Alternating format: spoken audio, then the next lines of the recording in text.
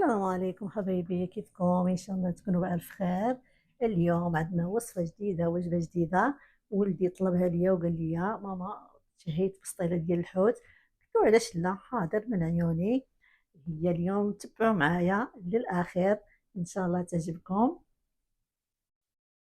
بالنسبة للمقادير هنا عندنا فيلي ديال الحوت الأبيض أو سمك أبيض.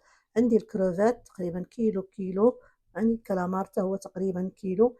عندي الفلفل الأسود، عندي الشامبينيون فريش. كذلك عندي هذا كروفيت كبير رويال، هذا بخليته للتزيين إن شاء الله لما نخلصه. عندنا الثوم، عندنا الهريسة، عندنا الحامض مرقة مقطع رقيق. عندي داك الخيار مخلل تو مقطع رقيق، قزبر ومعدنوس، كنكثروا المعدنوس بزاف. وبالنسبة للتوابل عندي بودرة ديال الموتارد، عندي شوية الهريسة أو السودانية، عندي الكمون، وعندي التحميرة، وكذلك الهريسة أنا قلتها في الأول. عندي الصويا وعندي الكبار. طبعا ضروري من هذه الفيرميسيل شينواز، هذه تنديروها في الآخر إن شاء الله. وهنايا حبايبي في حاجات ما كايناش عندي هنايا بالنسبة للبسطيلة تاع الحوت، لأن أولادي ما كياكلوهاش. علاش كنتجنبها انا، ما تنديرهاش لانهم ما تيبغيوهاش. فكل واحد كيدير حسب اشنو بغا ولادو. ممكن تزيديها الا شفتيها ناقصه عندي، ممكن تزيديها عندك. وهنايا كندير الماء وتندير فيه واحد الورقه تاع سيدنا موسى، وهنا كذلك. هنا غندير الكالامار، وهنا غندير الكريفيت ديالي. ومن بعد غناخذوا الماء ديالو، نحتاجو ان شاء الله في الاخر باش نديروه مع الشعيريه الصينيه. وهنا نديروا الكريفيت.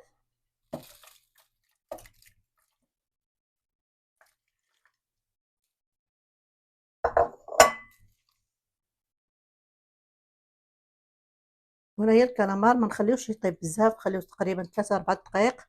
وهنايا كناخذوا داك الفطر الاسود ديالنا، تنزيدوا عليه الماء سخون ونخليوه حتى يتفك مزيان. ومن بعد كنشفوه ونخليوه يستقطر من الماء تيولي ناشف، عاد نقطعوه رقيق ولا نطحنوه اللي بغيتو. وهذا الكروفيت ديالنا هو جاهز، غادي نقيه حتى هو، والماء ديالو غنخليه الشعيريه الصينيه ان شاء الله. غادي نديرها فيه، كتبقى ديك البنه ديال الكرافات. هانتوما ما شاء الله بعد ما رقدنا، شوف كيفاش ولا كبير وتنفاخ. دابا غادي نصفيه باش ينشف من الماء، ما خصوش يكون فيه الماء باش ما يخسرش ليا البسطيله ديالي. صافي انا حطيته هنا في هاد الصفايه، نخليه يتصفى لغايه ما يبقى فيه حتى شي حاجه. وهنا حبايبي غادي نخلط غير شويه حامض، الكورنيشون، الكزبره، بقدونس، واحد نص حامضه معصره. نزيدو واحد الضامه ديال البنه، بغيتي ديريها ديريها، ما بغيتيش عندك حريه الاختيار. واحد شويه الفلفله السودانيه مهرمشه. عندك واحد الملعقه كبيره ديال التحميره او البابريكا، ملعقه صغيره ديال الكمون، وواحد الملعقه صغيره ما كاملاش، هذه ما غنديرهاش كلها، ديال موطارد، بودره ديال الموطارد. هنا غناخذ واحد الملعقه كبيره ديال الهريسه، ضروري منها لانها كتعطي واحد البنه زوينه. هنا غنزيدو واحد الملعقه ونص ديال صوص الصويا، كذلك واحد الملعقه كبيره ديال الثومه. وما نساوش الملح، هي الاخيره، لان كلشي مالح، ولكن ما غنديروش منه بزاف، نديرو غير القياس صافي، وراه غادي نذوقو. الا كان خاص راه غنزيدو. هنا نزيدو زيت الزيتون،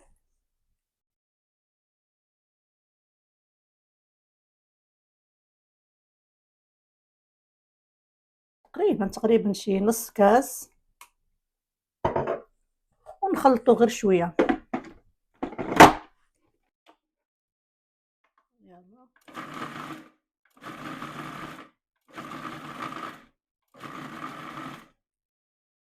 هذه هي الخلطه ديالنا جاهزه. انا عندي الكبار بغيت نزيدو. لا ما عندكش ما ديريش، ماشي ضروري، هذه غير اختياري. انا حيت عندي بغيت نزيدو، هو كيعطي واحد البنه زوينه. هنا كناخذوا الحوت البيض ديالنا او الفيلي البيض، وتنديروا ليه الشرموله هذه، كنرقدو غير شويه بمصايب الاخرين هما الاولين.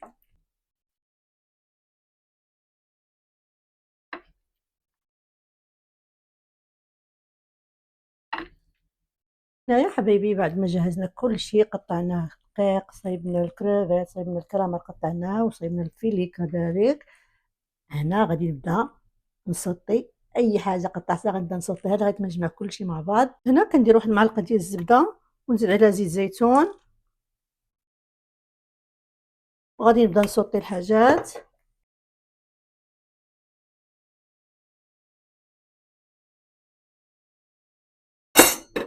ونزيدو عليه 2 معالق من الشاموره ديالنا، فوالا، ونخليو داكشي يتقلى مع بعضياتو.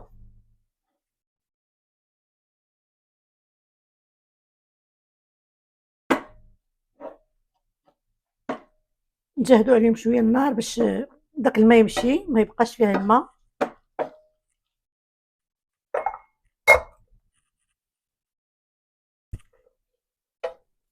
ثانيا تنزيدو واحد المعلقه تاع الزبده، ونزيدو شويه زيت زيتون، ونسوطي فيها كروفيت.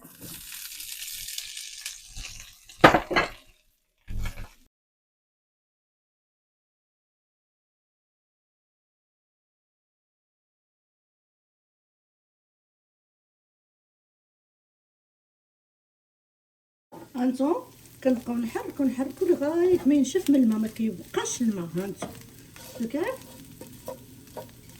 ولا ناشف باش ما يخسرش لنا البسطيله ديالنا. نحطو هنايا ونكملو الباقي. وانا ثاني نزيدو واحد المعلقه تاع الزبده، ونزيدو شويه زيت زيتون. غادي نسوطي دابا الشامبينيون. فوالا، بسم الله.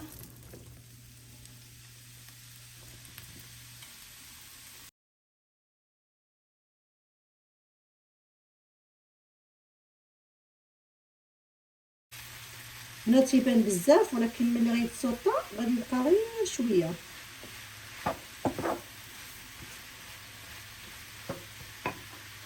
نعليو عليه شويه النار باش ينشف من الماء، حيت هو غيطلق لنا دابا الماء.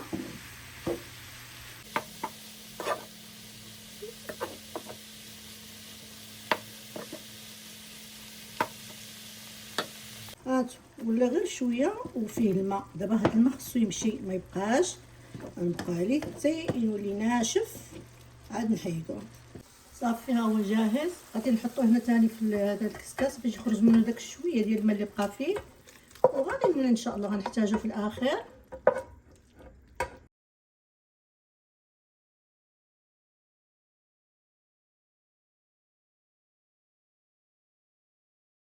حتى هنايا غادي نزيدو واحد شويه زيت زيتون. فوالا، وغادي نديرو، ما لاحظتوش واحد الحاجه، راه درنا كلشي في مقله واحده، ما كثرناش المقالي. ها هي مقله واحده درنا فيها كلشي. هذا الفطر الاسود انا مقطعه ناعم،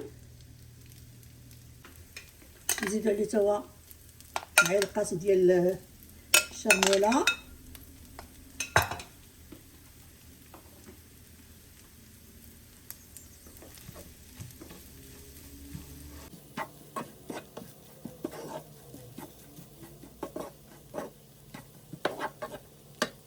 هانتو كنحركو لغايه ما ينشف حتى هو. هانتو صافي جات على هذا الشكل، ناشفه، ما كاين لا ما لا والو.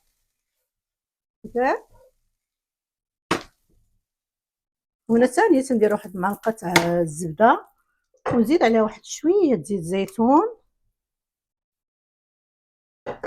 ونقلي هذاك الفيلي ديال السمك الابيض.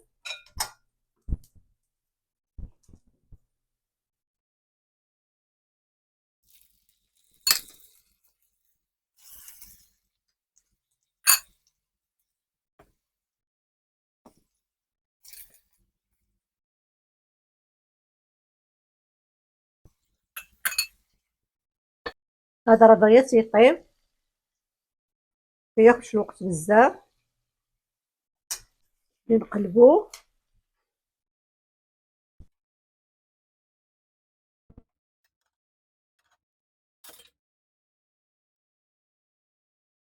صافي ها هو الحوت ديالنا طاب، لأنه هذا راه دغيا تيطيب الفيلي.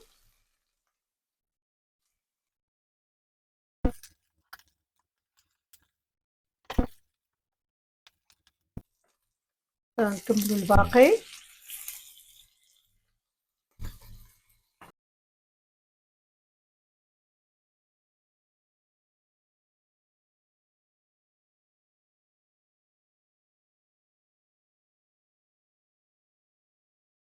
وبعد ما سالينا حبايبي جهزنا السمك، جهزنا الخلطات الثانيه كلها درناها سوتي. جا الدور ديال الشعيريه الصينيه. غادي ناخذ شي حبات ماشي كل، ما غنكثرش الشعيريه لان نخلي يكون طاغي عليها السمك الكروفات الكالامار وداكشي. ندير غير شويه. هنا يا حبيبي خديت الشعيريه الصينيه، سلقتها في الماء اللي درت فيه الكروفيت او اللي سلقت فيه الكروفيت، ومن غادي نشفها ونقطعها. غادي نسوطيها حتى هي في المقله مع واحد المعلقه تاع الزبده وشويه زيت الزيتون. هنا يا حبايبي غنبداو نقطعوها، ما نخليوهاش طويله، نقطعها بالمقص.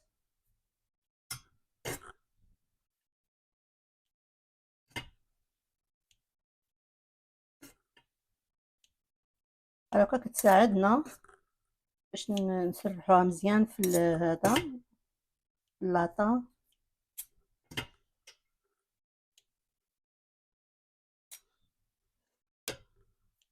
وهنا يا حبايبي غادي نزيدو واحد 2 معالق ولا 3 من ديك الشرموله اللي درنا في الاول، السمك وكلشي فواكه البحر اللي جهزنا قبل، باش حتى الشعيريه ديالنا ما تجيناش باسله، تجي بنينه.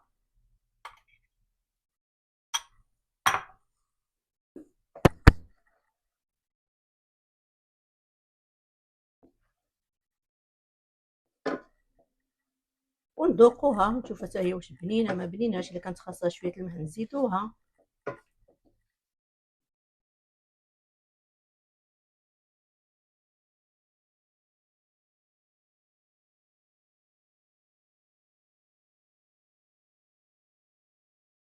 وهنا كذلك كنزيدو واحد صوص صويا غير شويه، مبقاش يلا نديرها كامله مبقاش بزاف.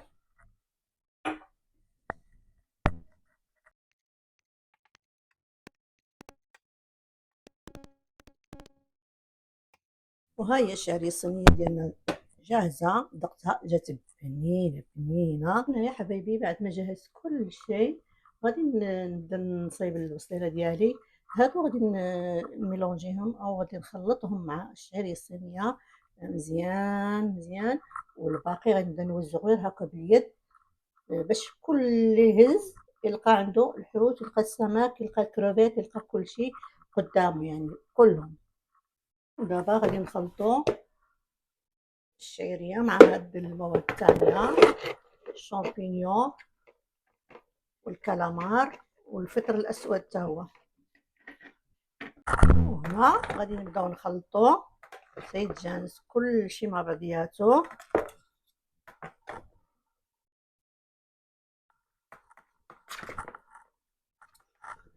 نخلطو مزيان مزيان باش هي تاخد البنه ديال هذاك الشامبينيون الفطر الاسود ذلك الكالامار.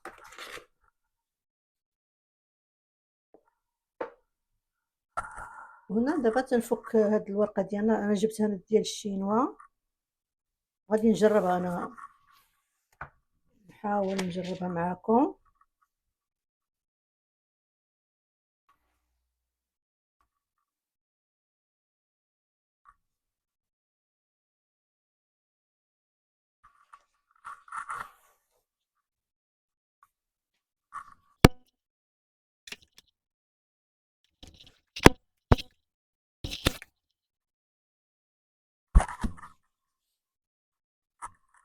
يلا غادي نبداو بسم الله على بركه الله. نبداو الاولى.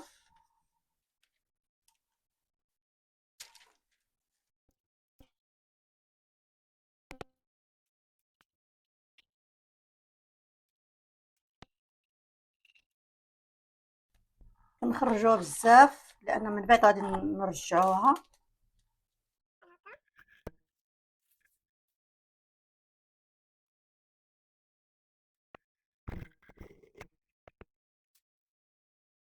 نمسحو هادو بشوية الزيت باش يلصقوا لينا هادوك اللي غنديرو فوق منهم. الزيت راه دايره فيه التحميره، وديك لاصوص اللي درنا بها الشرموله راه درت شويه منها.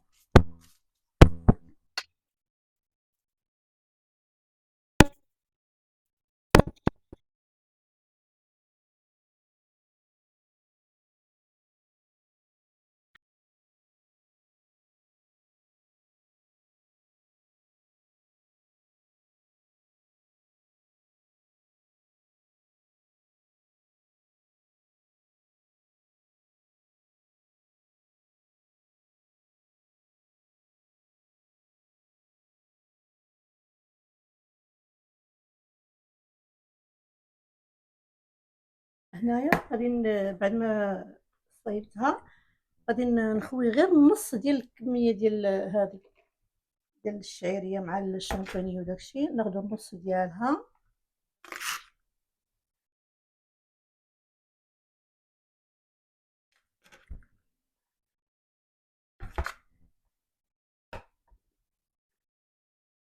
هانتو ونسرحوها مزيان.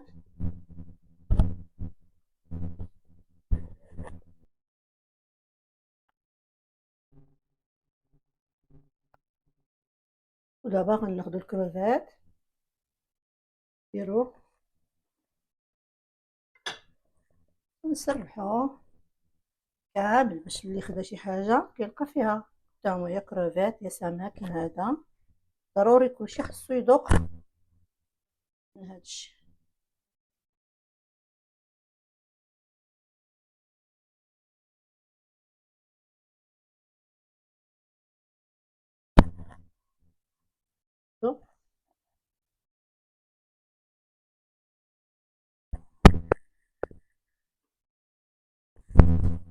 ودابا غادي نديرو السمك الابيض ديالنا، الفيلي ديال السمك.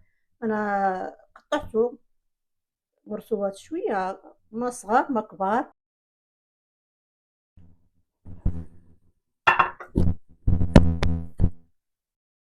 المهم تنوزعو هاد السمك ديالنا اللي قطعناه شويه متوسط، ماشي صغير ماشي كبير، باش اللي هز شي مورسو يلقى قدامه كروفيت ويلقى قدامه السمك.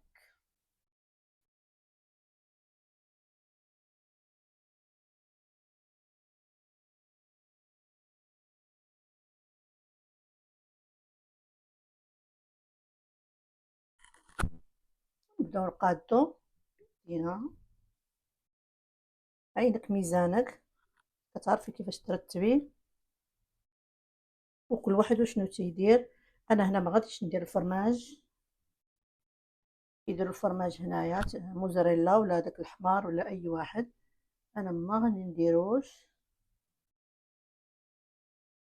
ودابا بعد ما استفنا غنزيدو النص الباقي ديال الشعريه، ونبداو نوزعو الشعريه اللي درنا من بعد ونقادوها. وهنا دابا غنبداو نغطيو.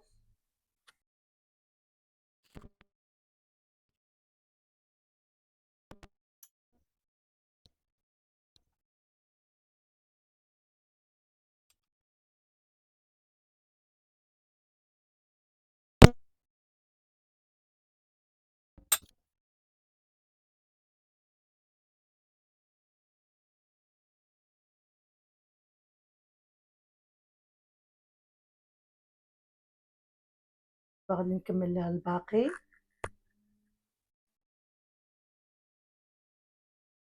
هنا غادي نبداو نزوقو الجوانب ديالها بهادي.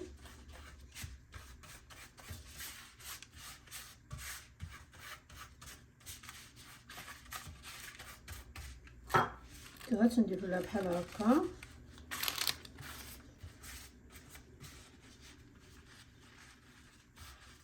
ونحطوها على هذا الشكل. من تحتاني تنديروه تحتها.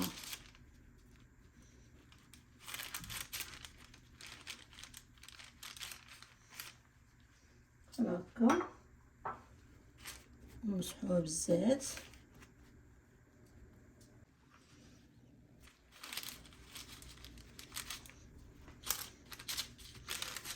تحت هاني الزيادة تنديروها لتحت.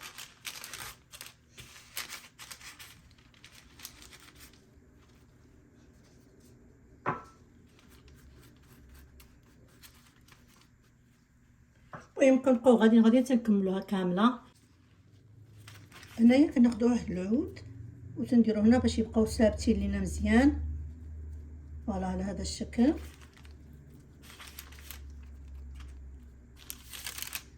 وها انتو بعد ما سالينا شوفوا ما شاء الله تبارك الرحمن، جات زوينه، الشكل جا زوين، حتى الطعم راني دقت الخلطه جات واعره. ايوا حنا سالينا دابا غادي ندخلها ان شاء الله الفران، نمسحها له بشويه الزيت.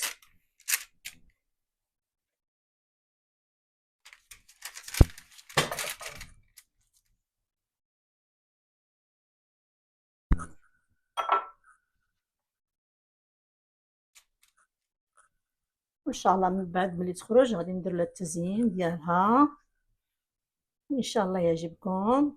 ودابا حبايبي غنبداو نتكوها باش ما تفرقعش لينا او باش ما تنفرش. نديرو لها هادو.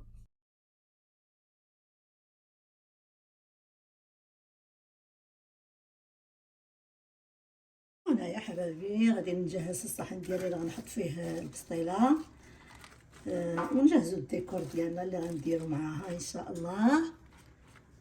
ما شاء الله تبارك الرحمن.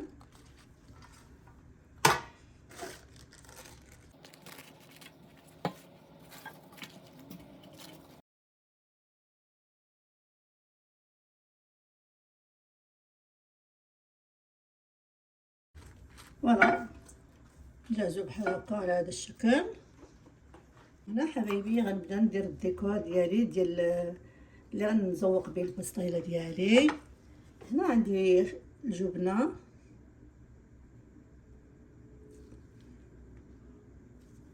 وهذا سميتو الخيار، قطعته رقيق،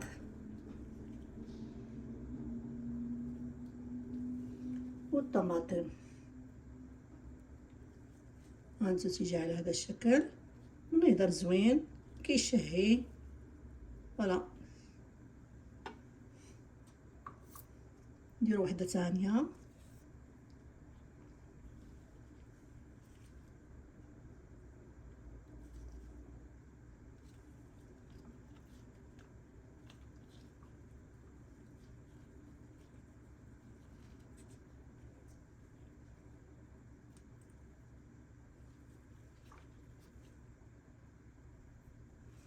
هانتو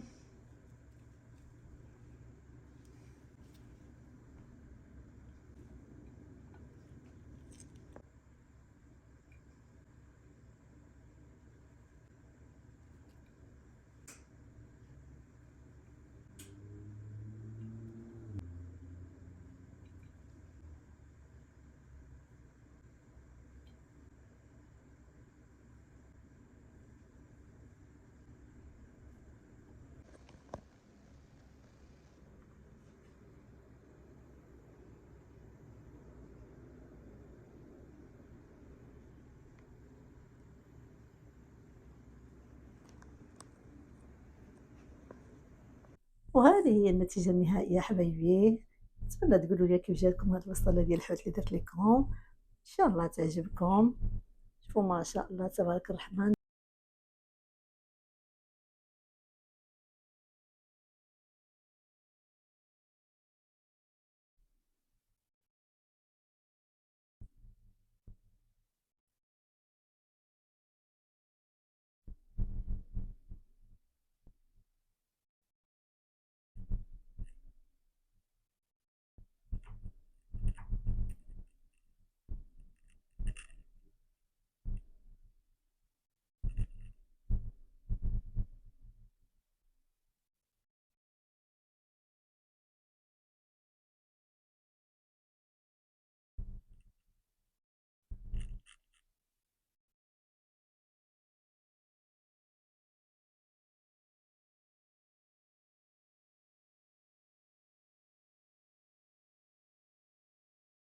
ويلا حبايبي هذه هي النتيجة النهائية ديال البسطيلة ديالنا.